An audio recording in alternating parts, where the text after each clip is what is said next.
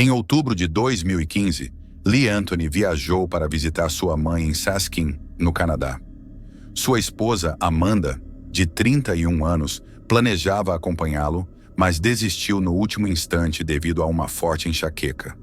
Optou, então, por ficar em casa com o cachorro da família. Mesmo distantes, o casal manteve contato ao longo do fim de semana.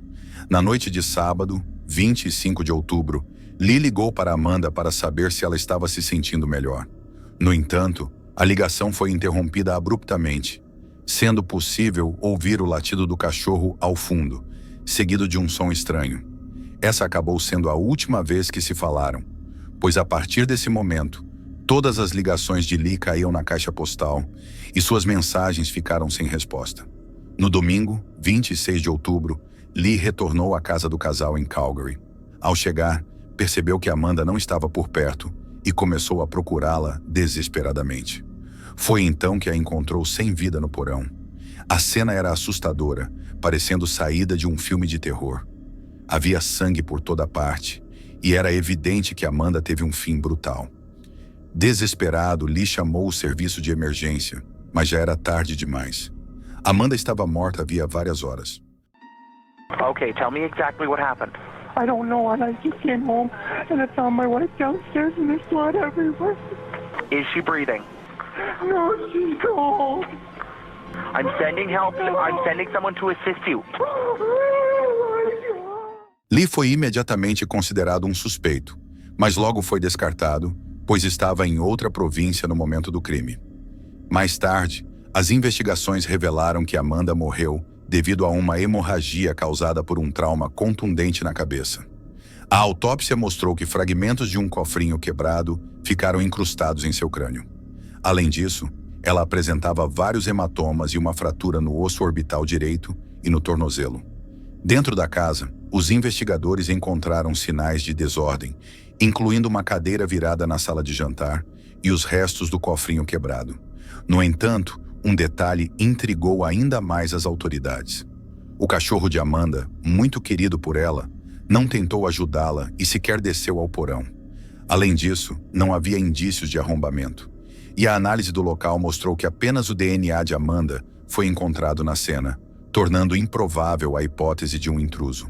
O aspecto mais misterioso do caso, no entanto, foi a descoberta de que Amanda ainda estava viva por um tempo após sua suposta queda. As impressões digitais ensanguentadas de Amanda foram encontradas na base da escada, mas não havia sinais de que ela tivesse tentado subir novamente. Embora sua morte tenha sido considerada inconclusiva, a polícia concluiu que se tratava de um trágico acidente. No entanto, sua família discorda dessa versão, argumentando que há muitos elementos inexplicáveis que sugerem a possibilidade de um crime. E você, o que acha desse caso? Recentemente, a história de Amanda foi destaque na série Mistérios Não Resolvidos, da Netflix.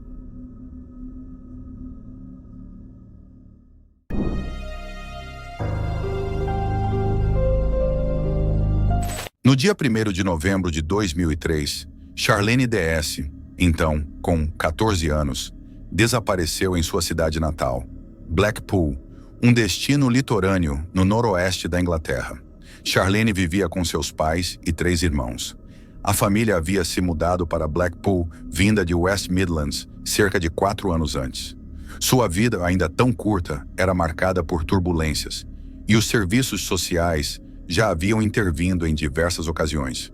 Pouco antes de sumir, Charlene havia sido expulsa da escola e passava a maior parte do tempo no calçadão central de Blackpool.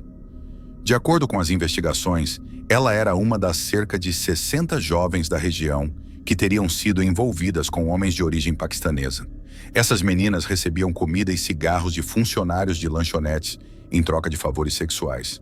Na noite de seu desaparecimento, sua mãe, Karen, estava distribuindo panfletos para um restaurante indiano quando avistou Charlene e sua irmã Rebecca no centro da cidade.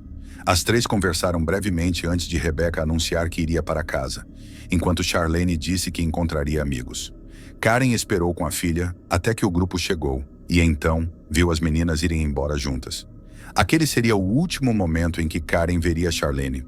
Charlene foi vista posteriormente por câmeras de segurança ao lado de uma mulher misteriosa que aparentava ter cerca de 30 anos, cabelos loiros tingidos e usava um casaco de comprimento 3/4. Essa mulher nunca foi identificada, nem se apresentou às autoridades.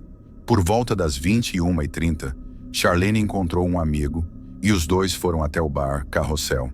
Mais tarde, eles deixaram o local e retornaram ao centro da cidade por volta das 22 horas. O amigo viu Charlene pela última vez perto de Talbot Road e Abington Street por volta das 23 horas. Surpreendentemente, seus pais levaram 2 dias para relatar seu desaparecimento. Assim que a denúncia foi feita, a polícia tratou o caso como um possível assassinato e várias prisões ocorreram durante a investigação. Em maio de 2007, 2 homens foram levados a julgamento, acusados de matar Charlene e ocultar seu corpo. Os suspeitos eram Iyad Al-Bat, proprietário de um restaurante fast food em Blackpool, e Muhammad Havesi, seu parceiro de negócios. A acusação alegava que os dois se desfizeram do corpo de Charlene de maneira chocante, utilizando restos mortais na comida vendida no estabelecimento. No entanto, o júri não conseguiu chegar a um veredito, e um novo julgamento foi marcado para abril de 2008. Infelizmente, erros graves na condução da vigilância secreta da polícia comprometeram as evidências do caso.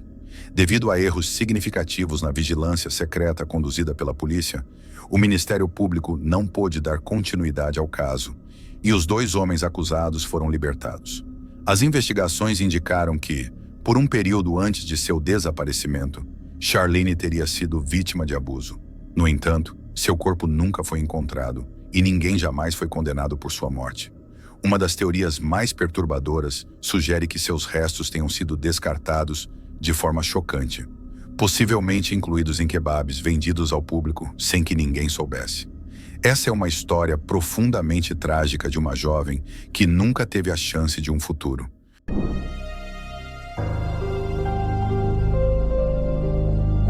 No dia 21 de junho de 2020, por volta das 3h30, Noah Donahue, de 14 anos, saiu furtivamente de sua casa em Belfast durante uma chuva torrencial. Quando retornou, 35 minutos depois, estava completamente encharcado, sem os fones de ouvido e chinelos que usava quando saiu. Apenas 14 horas após esse episódio, ele desapareceu novamente após uma misteriosa viagem. Às 17h45, ele pegou sua bicicleta para encontrar amigos em um parque do outro lado da cidade. Uma rota que ele conhecia bem. Noah estava com uma mochila contendo seu laptop e vários livros. 5 minutos depois, foi visto em imagens de câmeras de segurança na Royal Avenue, uma área comercial movimentada. No entanto, ao chegar ao final da rua, sua mochila já havia sumido. Por volta das 18 horas, um motorista testemunhou Noah caindo da bicicleta em um cruzamento e parou para ajudá-lo. Mas Noah rapidamente fugiu. Ele foi capturado pelas câmeras de segurança, pedalando para longe de onde deveria se encontrar com os amigos. Desta vez, Noah estava sem roupas e seu capacete também desapareceu. Às 21h30, sua mãe, Fiona, relatou o desaparecimento do filho após ele não voltar para casa. Uma grande operação de busca foi iniciada e equipes de resgate logo encontraram sua bicicleta no local onde ele havia sido visto pela última vez. Além disso, localizaram seu celular próximo à rota em que ele estava pedalando, mas estranhamente, suas roupas não foram encontradas. Após 6 dias de tratamento intensivo e buscas, o corpo sem vida de Noah foi encontrado em um bueiro a cerca de 800 metros de onde ele havia deixado sua bicicleta. A polícia acredita que ele entrou no bueiro no Civil Park, que estava fora de serviço devido a um erro de um trabalhador de manutenção. Embora a busca tivesse terminado, ainda surgiam muitas perguntas sobre a morte bizarra de Noah.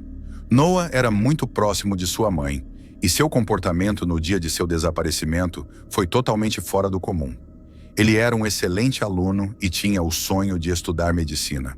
O superintendente do Serviço de Polícia da Irlanda do Norte, Amy Clark, afirmou que não havia indícios de que algo suspeito tivesse ocorrido, e o legista concordou com essa análise. Acreditava-se que Noah havia sofrido uma lesão na cabeça após cair da bicicleta, o que o deixou desorientado e fez com que ele se afogasse na tempestade. No entanto, essa teoria foi questionada, pois o bueiro onde o corpo foi encontrado era uma área de maré, e se Noah tivesse ficado lá por 6 dias, seu corpo teria sofrido danos significativos devido à água, além de danos causados por ratos de esgoto e insetos. No entanto, seu corpo não apresentou sinais desses tipos de danos. Em uma reviravolta adicional, o laptop de Noah foi encontrado em posse de um criminoso conhecido, Daryl Poe, que afirmou ter encontrado a mochila de Noah perto da Royal Avenue.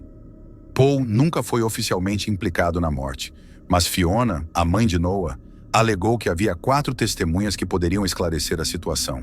Foi mencionado que algumas pessoas ouviram gritos perto do local onde Noah foi visto pela última vez, mas essas testemunhas nunca foram questionadas. Além disso, surgiu o boato de que ele poderia ter sido atacado com uma agulha de heroína enquanto descia de bicicleta pela Royal Avenue, o que talvez explicasse seu comportamento estranho. Outras teorias incluem uma reação adversa a substâncias, um evento inesperado relacionado a grupos ou até mesmo uma possível decisão extrema. Infelizmente, ninguém sabe exatamente o que aconteceu, e a morte precoce de Noah Donahue continua sendo um mistério. No entanto, após a pressão da família, um inquérito foi marcado para começar em setembro.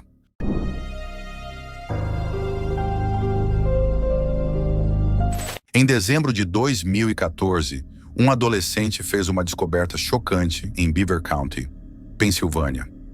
Ao caminhar pela estrada, ele encontrou uma cabeça humana jogada na lateral da via. A cabeça parecia ter sido deixada recentemente e não havia sinais de ferimentos aparentes. Ela parecia ser de uma mulher idosa, com cabelos grisalhos, e autoridades acreditavam que quem a removeu tinha conhecimento médico, pois o corte foi feito de forma habilidosa. A maneira como a cabeça foi colocada indicava que o assassino havia encenado a cena para que fosse encontrada. Outros testes revelaram que a cabeça havia sido preservada com fluido de embalsamamento, o que dificultava a identificação da vítima, tornando impossível determinar se ela havia morrido recentemente ou há anos. A preservação também impediu a identificação por DNA. Além disso, ao examinar a cabeça, foi descoberta uma peculiaridade horrível.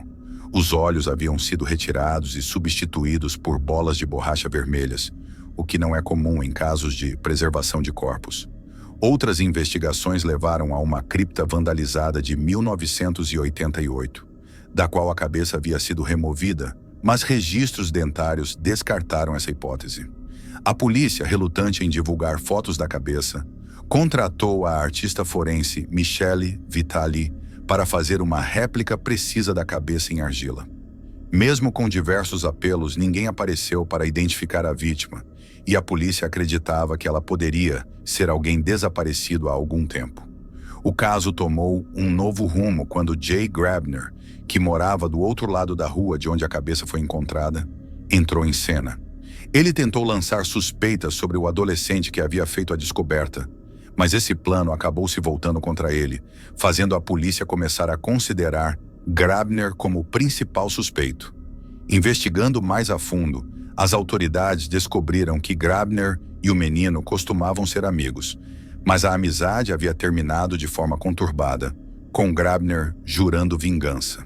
Além disso, descobriu-se que Grabner tinha experiência no comércio de partes do corpo humano e que mantinha partes de corpos em seu congelador, o que aumentou ainda mais as suspeitas contra ele. Ele concordou em fazer um teste de polígrafo, mas falhou. Logo depois, Grabner saltou de um viaduto, tirando sua própria vida.